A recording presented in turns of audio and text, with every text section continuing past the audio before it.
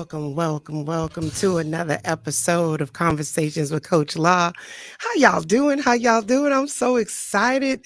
I know last week I took a little breather and we had a couple little situations with my guests not feeling well. So I hope y'all missed me. I missed you guys. So as you know, we are live from the Urban Heat Studios right here in Hyde Park. We are radio with a purpose.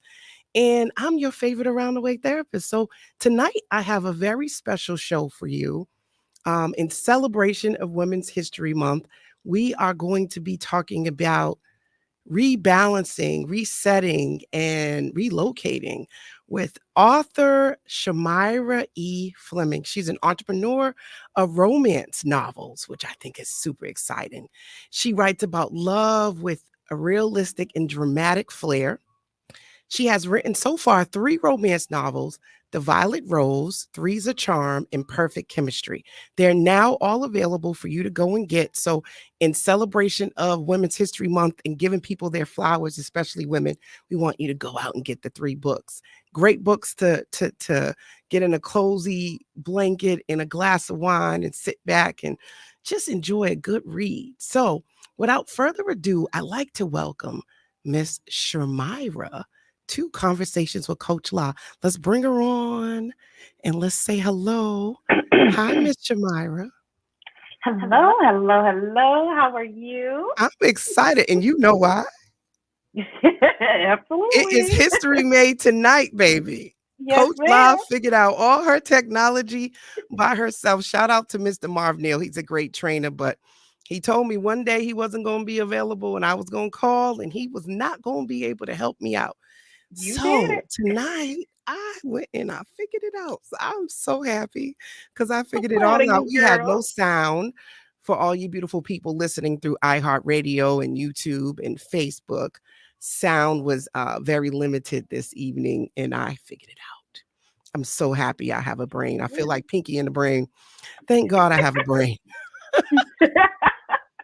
So I am excited to talk to you. Now, first of all, where are you? Because you're not in Massachusetts with me. So where are you located?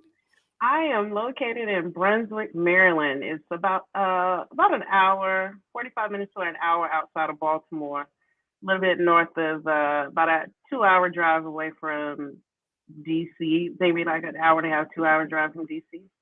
Okay. Yeah. Now you were formerly in Massachusetts. Yes, ma'am. Actually, the interesting thing, after my husband graduated from college, he moved up to Boston to work for Gillette. And soon after I completed my grad school and we got married, 6 months later, I moved up to Boston to be with him. And at first, it wasn't a good transition. I was, a Mm-hmm. Southern girl, loved being at home around my family because that was just what I was used to, and Mm-hmm. had to get used to. For the first time, actually living away from home, and Boston was the first time I had ever lived away from home. I didn't go away to college, and so I stayed local to my family when I went to college, and so Boston was my first time living and growing up and experiencing that time away from home, and it was a struggle the first 5 years for me. So we're gonna get into that, right? Because Yeah, she kind of just threw that in there. She said, "Oh, and then I just moved up to Boston." She moved for love, y'all. I did. I did.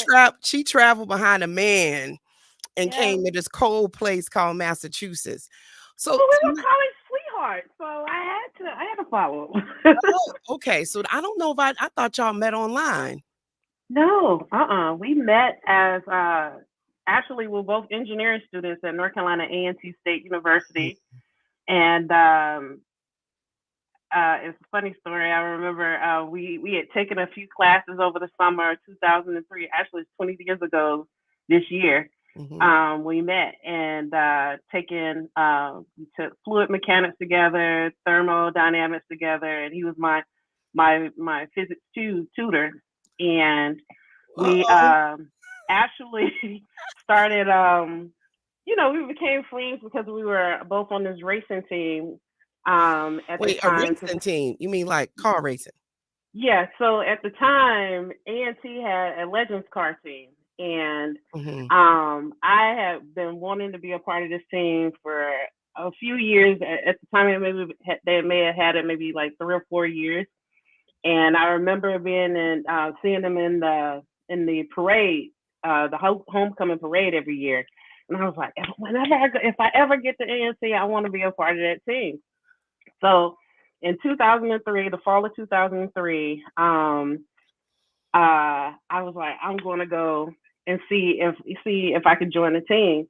And when I went to the shop, Fred was the first person that I met, and I had asked him. I was like, "Do you know what I need to do to join the team?" And he looked at me. He was like, "You need to talk to Dr. Clint." And that was You know she remember it too. She's like, you know what I need to do to be on your team? Well, and isn't that an adorable story? So you yeah. both From were there, we was like this.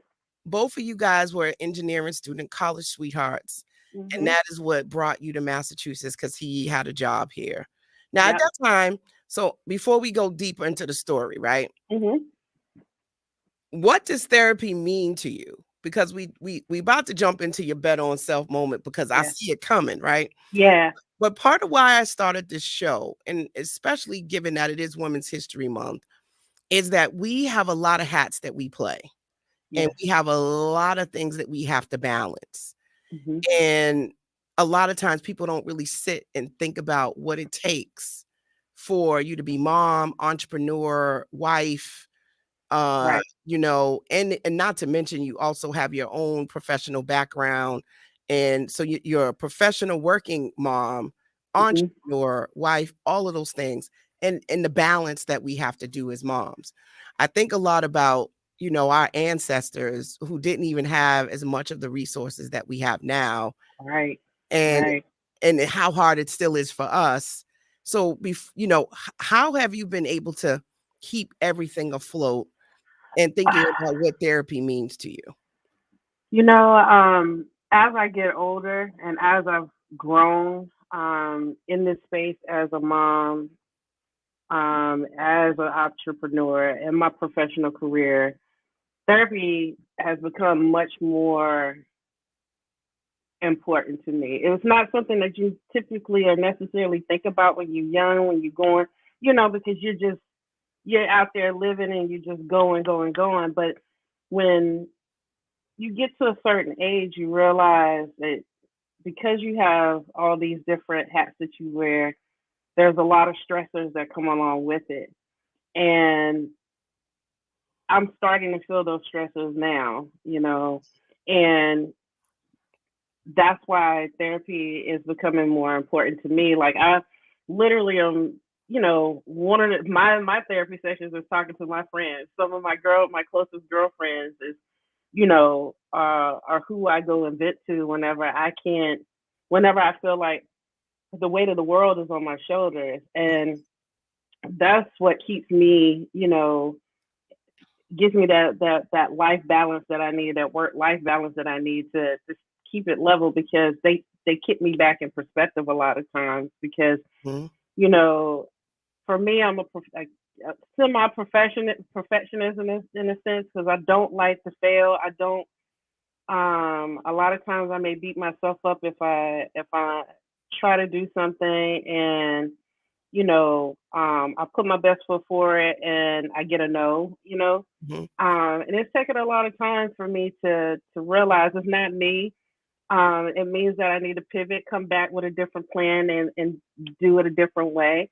And I'm thankful for the people that I have around me, the circle of people that I have that are closest to me, that keeps me grounded. They are my therapy. My kids are my therapy. That's what keeps me motivated to keep pushing through some of the things that we have to go through when we are trying to balance all these different things that we're trying to do. I think that is a good point about your circle and your support system. Shout out to Tamara and Chanel Remy. Thank you guys for tuning in tonight. Make sure you tag a friend. Thank you for everybody on iHeart that's listening. You are listening to Conversations with Coach Law. Tonight, I have author Charmyra Fleming with me, and we are talking about balancing it all. What a perfect topic at the beginning of Women's History Month and talking about the different multiple hats we wear as women. Mm-hmm. So, one of the things that I found in research, usually women do a better job than men of being able to have outside supports. So, when Mm-hmm. we think about your relocating, part of how I met you was through my bestie, our mutual friend, in the line dance community, Mm-hmm. right? And connecting to this group of women was part of what got you grounded, at least here in Boston. So as you know, women are thinking about how do you balance it all, a support system of friends, like-minded women, of Mm-hmm. different degrees. They don't have to be your best friend, but just having Right. a community is often Right. what is necessary and what's needed to be able to do that pivot, because it is a lot. We do a lot, you know, Agreed. we really do. If you think about most moms, and now I'm at a stage in my life where a lot of my friends are also grandmothers too.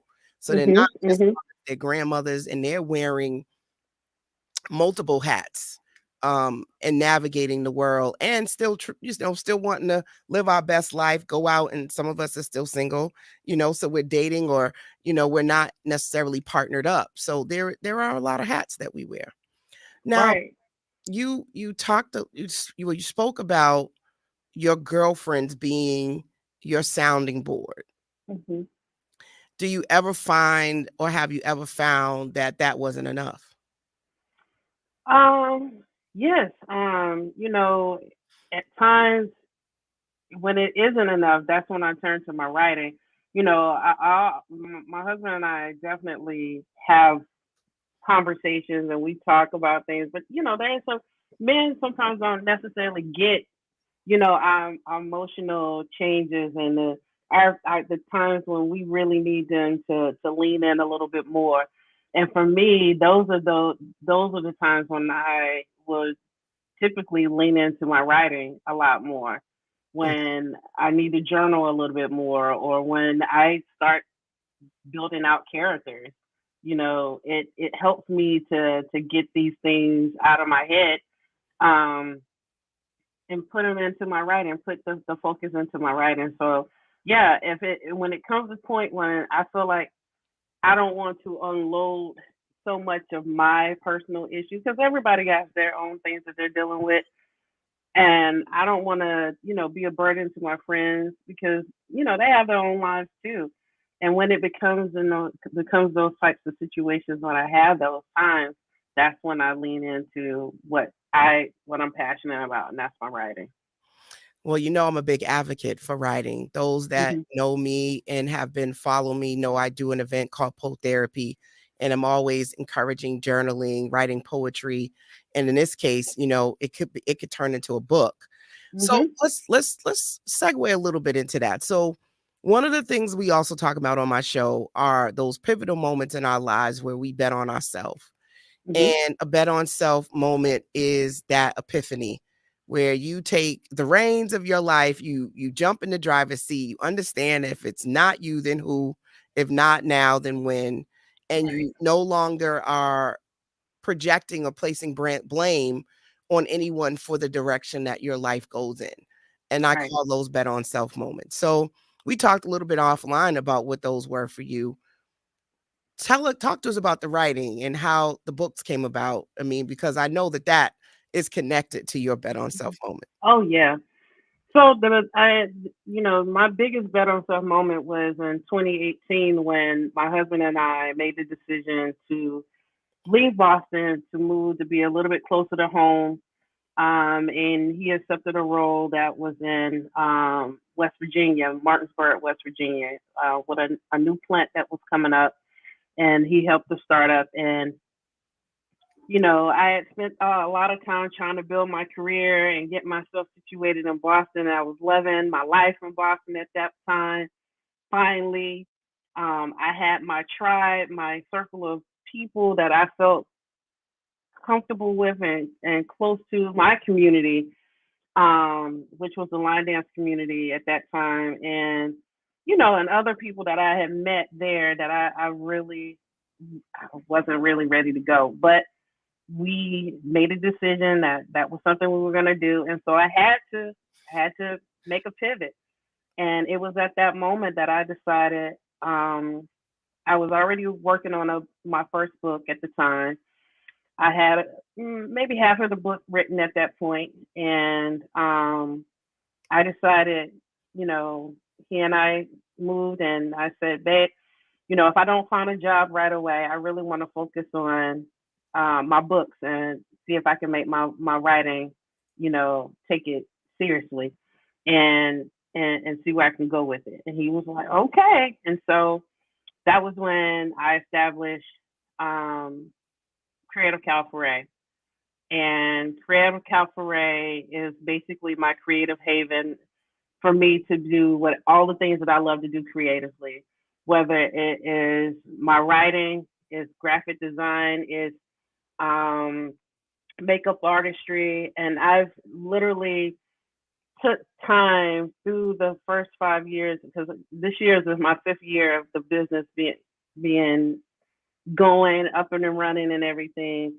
And I'm constantly finding new ways of growing this business. But when I started it, it was uh, to self-publish my novels, and I did that. And from there, I went ahead and um, segued it into other things that I love to do creatively, which is makeup artistry. I went and did a course in makeup artistry and built those skills so that I could become a freelance makeup artist.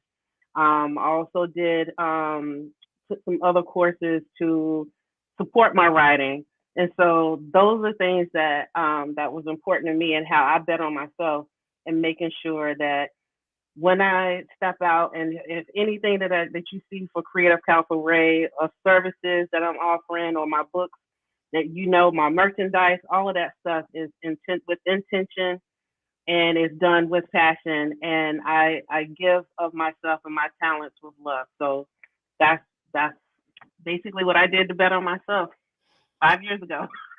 5 years, and that's a pivotal milestone for businesses. Mm-hmm. And 3 books in, you're a podcast host, you also have a blog. Now tell me about this name, Creative Calfuray. How did you come up with that name? So, well, I wanted to do something that spoke to, of course, me creatively, and purple is one of those colors. I'm very intentional about your branding, brand colors, brand awareness, and I wanted people whenever they saw me, they connected me with my creativity. So Creative Calfuray, creative was of course spoke to everything, all of my writing, all the other things that I do creatively. But then the Calfuray piece was beautiful because um, a Native American term, and it is means purple flower. And so I wanted it. So when you see it, it's like create a purple flower, and um, and if you look at my logo, I have like a little flower in a person's head with a little flower, and it's supposed to mean the creativity of the flower and of that person. So it Mhm. was. I mean, it's just very. I just try to connect everything to you know my branding and how I wanted to show up in the world and want people to see me. Plus, I'm a huge Prince fan, so that also Shout out to plays a everybody little who's bit. a Prince fan. Yeah, that also plays a little bit into it too. Well, when you think about, one, you're a woman, and you think about flowers, to me, represent femininity and hmm growth and manifestation. So I think, I didn't know that Calfuray, that's what it stands for, but it even makes even more sense to me now. Now, why romance novels? Because I'm a hopeless romantic, and I love to see characters go through the pivots the peaks and valleys of relationships. And all of the romance novels that I read, even though I loved them, they didn't. I felt like I could tell a different type of story. Mm-hmm. And I always wanted to tell, like, there was, I think it was Toni Morrison or Maya Angelou that says that if there's a story that hasn't been told, then you should be the one to tell it. I'm paraphrasing, but I wanted to write stories that I wanted to read, or that I love to read or like to read. Like, whenever I go back and read my stories, I read it like the consumer, and the feelings and things that I felt writing them, I wanted I wanted the reader to feel those feelings too. Like, I want to stimulate every inch and ounce of your your sensories. And so I try to touch on your sight. I try to touch you by hearing, your taste, your every part of your feelings when you read my books. Ooh, And and sounds so tantalizing. yeah, and so, like, if there's a part in the story where you feel like you want to cry, please trust and believe me, I probably was crying when I wrote that part of the book. Mm, And so, or if there's a part where you feel pissed off and angry, I'm probably was pissed off at the characters in that part of the book, because I wanted to feel what the reader's gonna feel when they read it. And so, um, but I love to see the happy ending, and I love to see them go from that those transitions in relationships to get to the happy ending. mm-hmm. So that's why. So I've had a couple. I think most of the people that I've had on my show, well, about half of them thus far have been authors. And most of them say something similar, that the characters are a manifestation of their emotions and things that they're going through. They formulate personality and what the protagonist is going to go through based on what they're experiencing. Is Hmm. that a similar experience for you? Um, I would say, well, sometimes, a lot of the characters when I started writing them or developing them, I just had an idea. Like this book, this current one that I'm working on right now, I was listening to a song on Sirius XM on what is it, Soul Town, and it was an old school song, and I literally came up with the person right then and there. I immediately saw a man that was coming back from Vietnam War on a bus, and I started formulating his story right then and there. It just happens like that sometimes for me. Mhm. So You gotta it's love not the brain of an author, guys. and it's not necessarily just me pouring myself into these characters. No, I actually feel like my characters start to live in this fictional world that I've created. There's a piece in the story that I'm working on now where I'm writing the first time that they are on a date together. Mhm. And there's a song that I was listening to by Donny Hathaway called Love, Love, Love.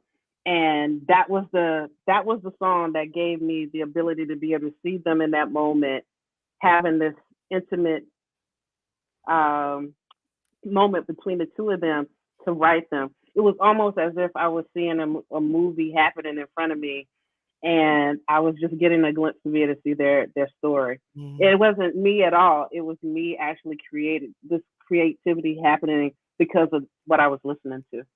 I love it. I love the creative process and talking to people about the creative process. I was watching the Wu-Tang Clan saga, Hmm. and there's a season 3 when they sort of allow us to get into old dirty bastard's mind, and he's like Hmm. creating his whole album. Like, we really are seeing all of his, interesting thoughts and visions, etc. So I think when we think about writing, which is I encourage people to write. And if you're not a writer, to start off with just doing what I call free writing. Hmm. 2 or 3 minutes, just do brain dump free writing. It may not turn into a book. I'm not definitely not saying that, but you'd be surprised what thoughts come out. There's a statement that says write it down and make it plain. So Hmm. so Hmm. much of putting on paper your thoughts and your ideas, even if you use your phone. I have over 2,000 notes. I mean, I got tons of poems in my phone, just ideas, and that some of them are finished, some are not. I vow to get my book out 2020. I know I do. You I do better. so much, but this book has been in the brewing pot for a couple of years, and then my dad passed away and I put it on the shelf. But I'm going to get this book done. So you'll be surprised what'll come out of you if you just sit still and start writing. Mm-hmm. And I know some people, you can even talk into your phone if you're not one to sit down. Like they have tools where you can literally talk the ideas out, and Yeah. it will regurgitate it and put it into text. So Yeah. writing, I'm all for writing. So I, you're not only an author, we also do motivational speaking. You are mhm. a makeup artist, a Yes. freelance graphic design projects. You do copywriting, grant writing. You do Mm-hmm. so much, and writing workshops. Mm-hmm. How do Mm-hmm. you find the time to do all of that and be a mom of two beautiful children And well, and be it a wife takes too? and to be a wife. It does take planning. And I'm gonna tell you, it's not been easy, but I tried to take, one thing at a time. My first workshop I did right after I first dropped my first book. That was in 2019. I did that workshop, and I just continue to do more and more things. Like I'm doing a pop up book event in a couple weeks with some other authors here in Baltimore. And you just have to plan those things out. Luckily, my husband and I have we we've been doing this for so long because we live so far away from family that we end up either have to take turns, or we both have things going on. We take turns doing things, or we do it together. And luckily, this particular event I'm getting ready to do in a couple of weeks, the kids will be able to come along. But yeah, it's not always been easy trying to do those things and trying to balance all of those things. But I'm lucky I have a good support system and my husband, because I don't think I could do a lot of it without his help, because um, a lot of times it requires for me to have to go away or go out of town, and or I'm away most of the day, even if I'm in locally, Right. and he keeps the kids, and so I'm lucky in that regard. Hmm. I think that's, for those of us that don't have a partner, I think we still have support systems. Mhm. And one of the things we wanted to talk about in tonight's show was creating those different support systems, because you're still there. Oh, we're losing her. So I think she's having an internet issue. But one of the things we want to do is create those support systems. And some of the things we talked about offline was her creating support systems with the line dance community and connecting to different things here in Massachusetts. So I know when I was um, just going through being a single mom and being in grad school, working, etc., I had to create support systems. Those were my friends at school. Moms would partner up and I would bring my son to class, and if somebody didn't have a class, they would take my son and I would take their kids and we would swap off. Or there were older, more mature students there that had already raised their children that would take and do things with Rashad as well. So all of those things really helped big time in creating a support system. So you are listening to Conversations with Coach La right here on the Urban Heat 98.1 FM. We are radio with a purpose. If you have questions, and given that this is Women's History Month and you want to give a shout out to a woman out there who is betting on herself, doing big things and navigating multiple things and balancing it all, call in, talk to me, 617-238-7111. That is 617-238-7111. We're talking about balancing it all. And I'm curious, what are some of the things that have come up for people around being able to be a mom, an entrepreneur, a wife, all of those different things that we do? What are some of the things that you have found that have been difficult? And what are some of the things that have been easy for you? So I know for me, one of the things that's always been a challenge is definitely being ambitious woman, right? And navigating all the multiple hats. Like right now, my son, who's 17, shout out to my son, my sunshine. And we're looking at colleges now. So it's how am I going to navigate visiting these schools, running my private practice, doing my show, going to his basketball games because currently they are in the Sweet 16 and they are on their way to his championship. So I'm really excited for him. So I've always had to, reach out to my support system. Shout out to my siblings. And when my father was alive, he was also a huge, huge help to navigating that. And one of the things my father said to me that I remember, he said, baby, any space that wasn't welcoming of me being a woman and a mother wasn't a space that I should be in. I'll say that again. Any space that wasn't welcoming of me as a mother and as a woman wasn't a space that I needed to be in. I think back now to what he meant, and I know that I was really uncomfortable in graduate school bringing my son to school. I would find me a corner in the back of the classroom. I would bring his snacks, I would bring his iPad, and I would try to stay out of the way, right? And so no one would so we wouldn't make any noise, we would be inconspicuous, and that we would be able to not be seen. And I remember that being a moment of embarrassment until ladies in the classroom said to me one day, I admire you. It is a very brave thing for you to do to bring your son to school. I'm talking about grad school and having to navigate that space as a mom and figure it out. So, do I not go to class if the babysitter canceled and no one could Right. watch my son? Do I stay home? Right? And I said, listen, my father said to me, I said this before, Charmyra's back now. He said, any space that doesn't welcome you as a mom or as a woman isn't a space you belong in. So I really challenged my graduate school to say, you have adult students. Everybody is not coming from undergrad straight into master's programs. We have Mhm. husbands, we have children, we have jobs.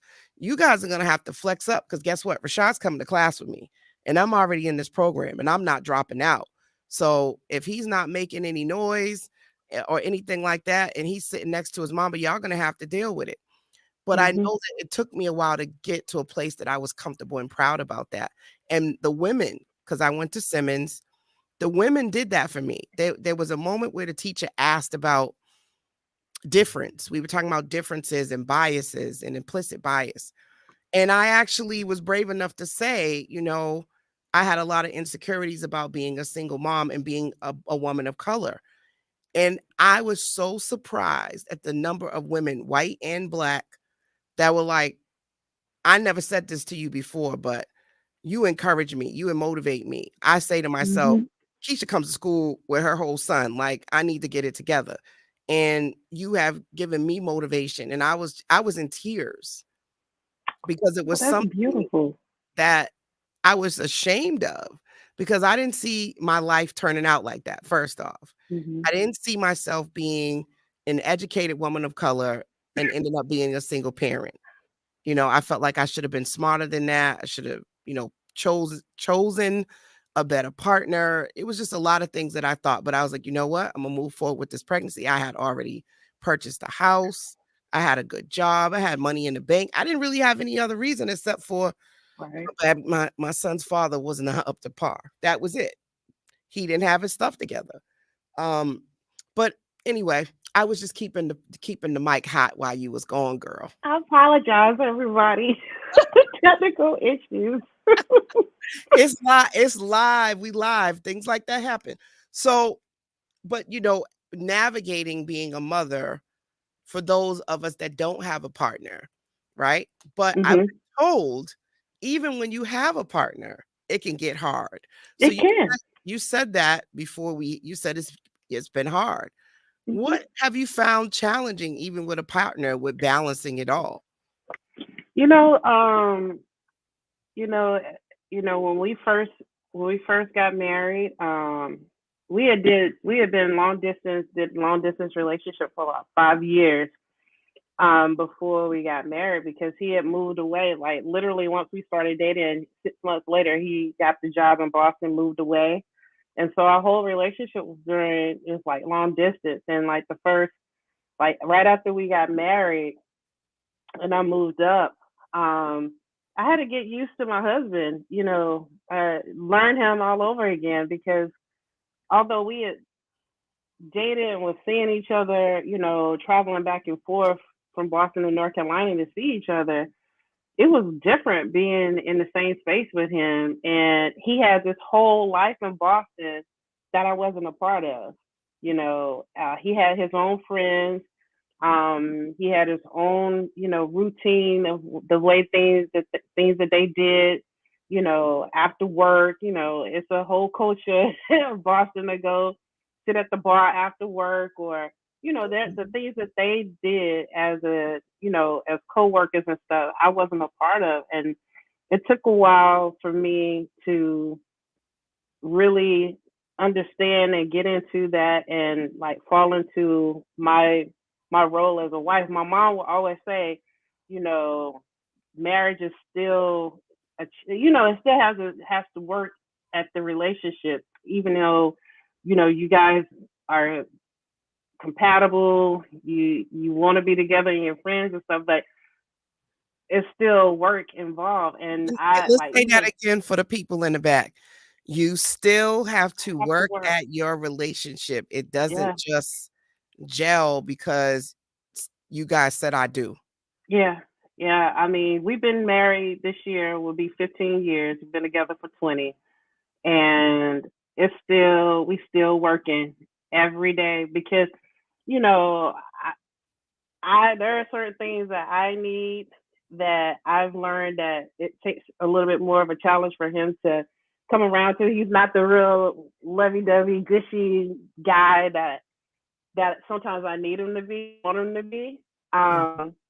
But he definitely comes through in ways that I don't even expect. Sometimes I'll say, I really look like that new ice cream that just came out by such and such, and I'll come downstairs and it'll be in the freezer. So he's that kind of guy. Like, Yeah. he may not be the guy that like when I'm like, oh, can we just hug and just like love on each other? He's like, I'm good. You okay though? Is everything good? All right, well, let's give me a hug. But then he'll be like, but then if there's something that I need, or that I really, really want, it'll be waiting for me. So he's Gotcha. that kind of guy. So he so And so his love language is giving of gifts. yeah, He yeah, he's well, not he's not really yeah, a touchy-feely physical touch mm-mm, guy, mm-mm. or it's acts of service. Right, right. And he, like, I sometimes I just, babe, can we just talk about our? He was like, dude, he's like, we just went through all this. Like, you just man, we just talked all afternoon about such and such. I'm good now. Can we Right. watch the movie? And I love one of the reasons why I was excited to talk to you about one, I admire the fact that you and your husband, you know, I for a long time I didn't see him, because he Yeah. was always working or busy too. So, Mhm. and you like, girl, I'm married. I said, you are. I didn't know, but that's because the setting that I met you in, you were line dancing, right? Mhm. And it wasn't about you being mom and wife. Right. And that's the thing. He supports me in what the things that I like, that I truly enjoy doing. When I lived in Greensboro, back home in Greensboro, shout out to my belly dancing sisters down there of Daliana Dance. I used to dance with Troop Bellissima, and belly dance was huge to me when I moved up to Boston. And he would come to all of my stuff whenever I perform up in Boston. Um, he would come to all of my performances back home. He would support me whenever if I wanted to buy a new costume, even when I line dance. I say that I really want to go to such and such event in such and such place. All right, when is it? So he can prepare to watch the kids. And he's like, Yeah. all right, whatever. If you're going, that's okay, Mhm. cool. So And I think the balance, piece for me that stood out about your particular story, and I'm hoping that the listeners are catching that, is that you have interests outside of your marriage and outside yes, of being a mom and yes, outside of working for someone else. yes, And I think that those are some of the things that are needed. And those also fall into the categories of self-care. So yes. once again, you guys, if you didn't know where you were and you just happened to stumble across the Urban Heat on iHeartRadio, you're listening to Conversations with Coach Law. I have coined myself and branded myself as your favorite around the way therapist. It's really sticking. People seem to like it. I like it too. And we're talking to Charmyra E. Fleming. She's an author, entrepreneur, mompreneur, wife, mother, line dancer, and now we found out she's a belly dancer too. So, Yeah. I just love when I see women glowing up and shining and doing things that make their heart sing. Yes. And these things bring you joy, because I put up a quote, was it yesterday? I'm always posting something, but about happiness being a fleeting emotion, Mhm. something that, it's not your final destination. It's something that will come and will go. So I think, we need to have as many outlets, hobbies, interests to balance it all, right? You Thank you you. you have to be able to tap out of mommy mode, wife mode, and working for someone else mode. Yes. Doing this radio show is a reflection of me doing something that's more of a hobby that could turn into something else, but I really enjoy it. I really think Mhm. this is, like, so cool that I have, like, a radio show and a podcast. Like, it's kinda dope, right? No, it's not Yeah. kinda dope. It is dope, right? It is dope. It It's is dope. very dope, and it's something I've always dreamed of doing. So, Mhm. I'm encouraging all of the listeners that are tuned in, because I found out a lot of people tune in just from iHeartRadio. And they don't Awesome. necessarily listen through Facebook. Mhm. They listen from other platforms. Have a hobby. Be Yes. that knitting, be that sewing, be that coloring in a coloring book, be that painting. Mhm. I want to challenge everyone that's listening. Write down 10 things you've always wanted to do, but for whatever reason you haven't done it. Money, time, whatever hasn't allowed you to do it. Write down 10 things that maybe some of the things are things you used to do when you were a kid that you stopped doing. Roller skating, Mhm. maybe you wanted to learn how to, belly dance, Mhm. whatever it is. I was thinking about doing double dutch. I always wanted to be a better double dutch. So just write the stuff down, and I challenge you to pick one thing. There's so many things that you can get involved in that don't even cost money. There's so many free things in the community that Yes. you can get into. So yeah, man. So I'm loving all of the great things that you're doing. So I got Yeah, another I believe in doing the things that make you come alive. I got These things make me come alive, you know. yes. What is one thing you want to do for your business that you haven't done yet because you might be scared? Um, that's interesting because I'm starting to step into this now. Is really start to grow it in a way because before I was just doing it um not only to self-publish my books, but to help other small business individuals or people that would come to me and ask for my help.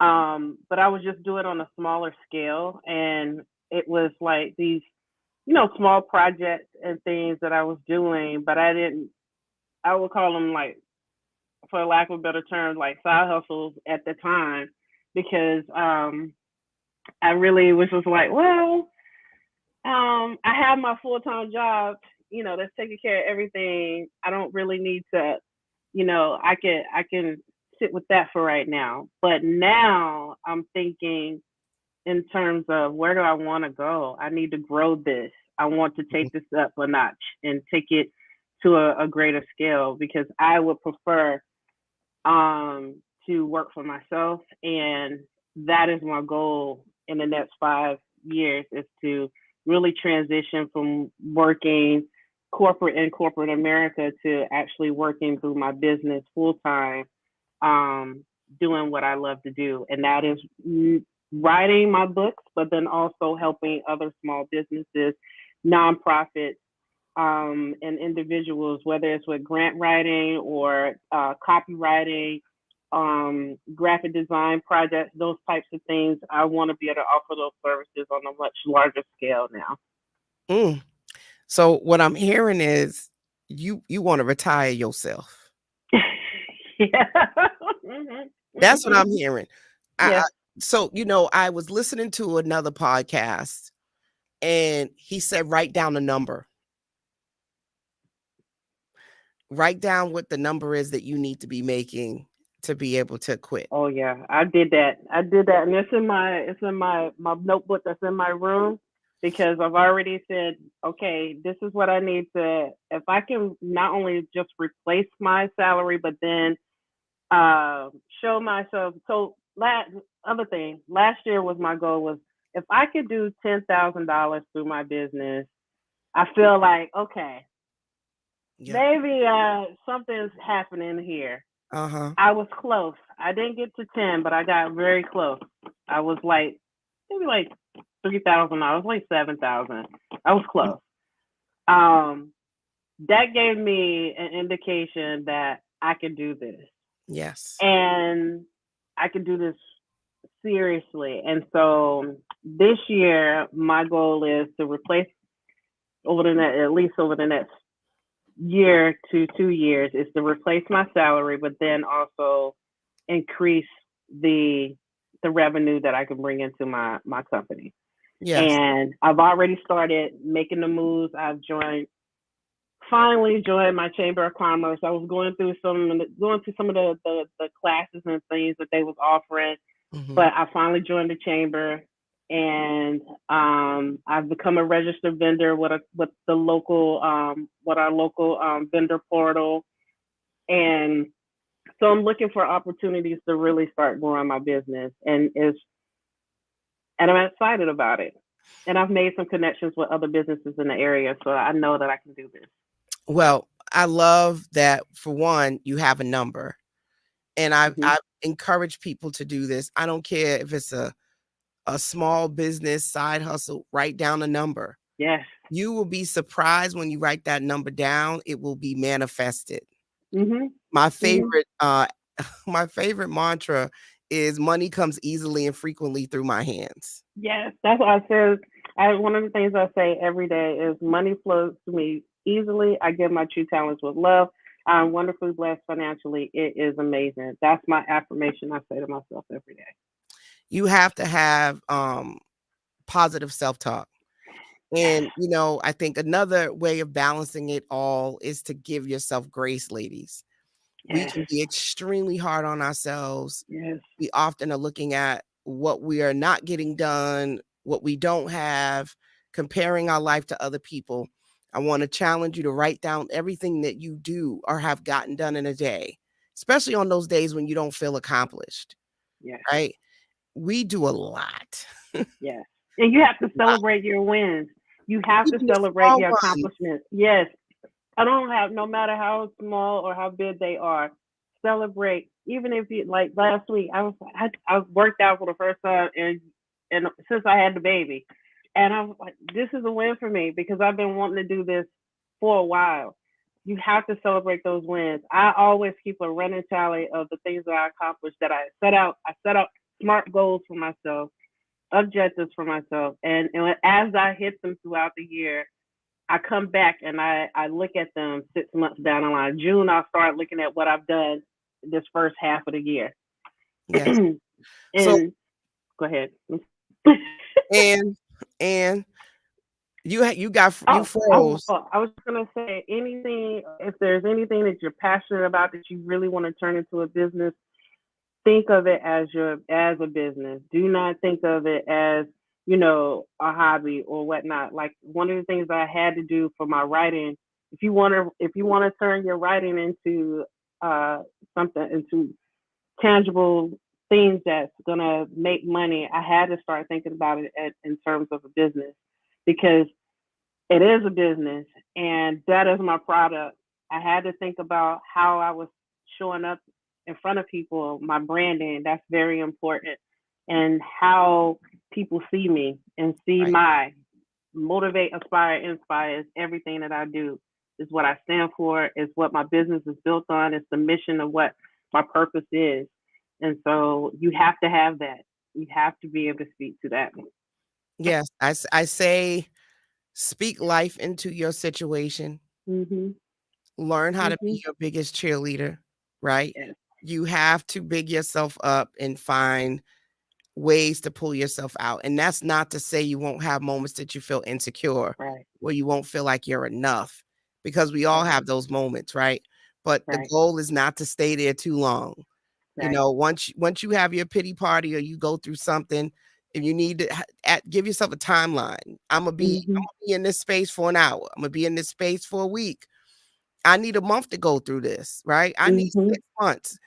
Give yourself a timeline to be in your space, you know, to feel your feels, but have a plan on how you're gonna move out of that as well. Yeah. This is where I think, you know, having a therapist, having a coach, having an accountability partner, having a support system, and that person, that one person that has Ayana is on here. Shout out to Miss Ayana. Thank you for tuning in. She said on one of her Warrior Woman Wednesdays, a person who has a tell you the truth card. Like they can Mhm. pull your card, hold you accountable. They get a Yes. pass. You giving them Yes. permission to call you out on your stuff. And you can't get mad because they got Nope. permission to call you out. If you don't have anyone on in your circle that does that, they probably not telling you the truth. That's right.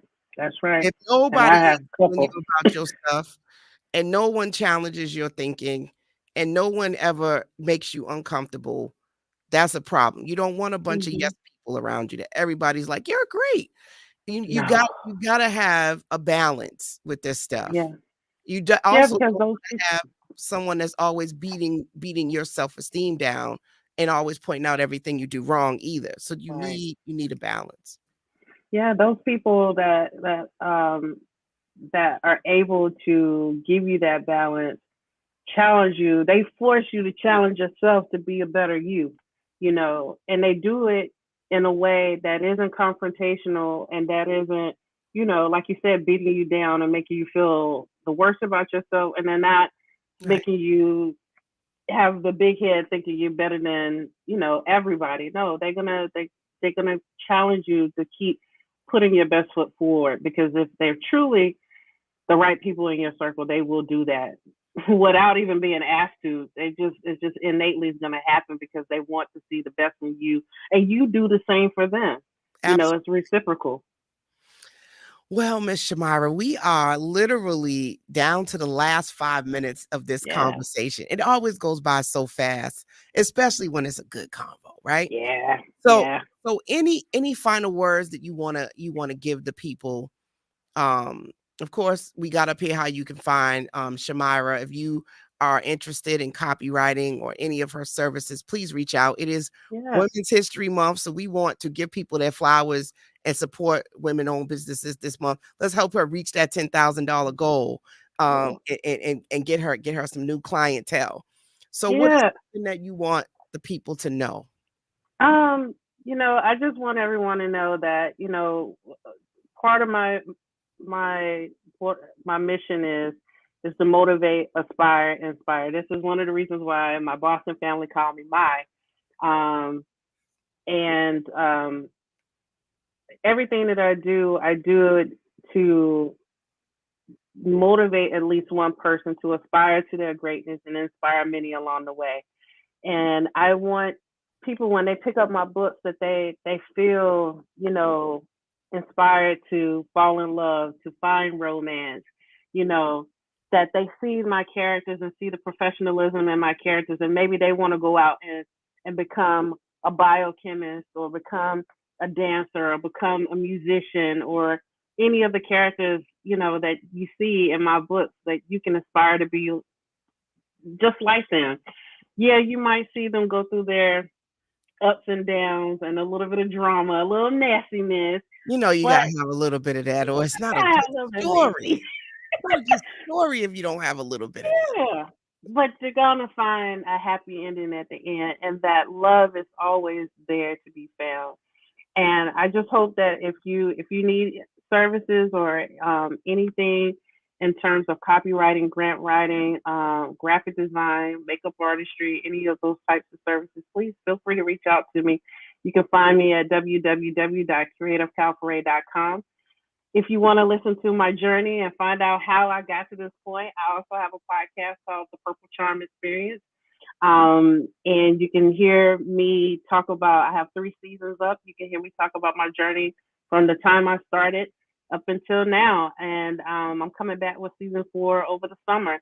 And if you like a good sip, I give you a nice sip too, because I am certified in that area too. So, like, I do it all. So, just when you look at me or you hear from me, just understand that there's no limits to what you can do.